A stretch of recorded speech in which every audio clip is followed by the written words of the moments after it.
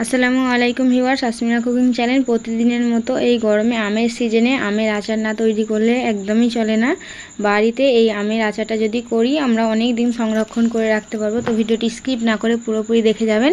এখানে আমগুলো আমি কেটে ধুয়ে ভালোভাবে এরকম করে কেটে নিয়েছি, দেখতেই পাচ্ছেন বন্ধুরা। কেটে নিয়ে লবণ নয় হলুদ দিয়ে একদিন রোদে শুকাতে দেবো। বেশি দিন শুকাবো না, তাহলে শুকিয়ে কাঠ হয়ে যাবে।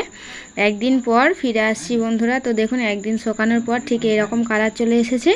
এবারে আমি কড়াইতে বেশ কিছুটা তেল গরম করতে দেবো। তার আগে আমি আমের মশলা দোকান থেকে কিনে রেখেছিলাম।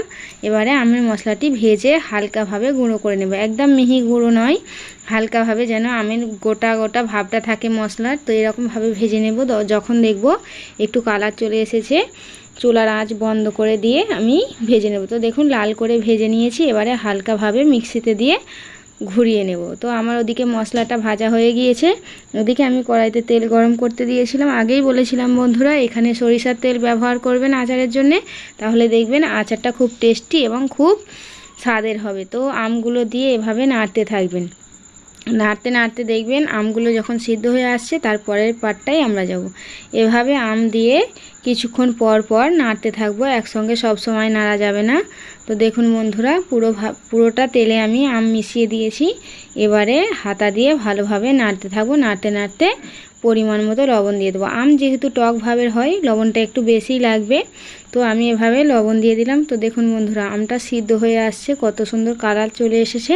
তো এইভাবে নাড়তে নাড়তে আম যখন সিদ্ধ হয়ে যাবে, আমি এবারে ভেজে রাখা গুঁড়ো করা মশলাটা দিয়ে দেব। কিছুটা পরিমাণ উপর থেকে ছড়িয়ে দেব, আর কিছুটা রেখে দেব।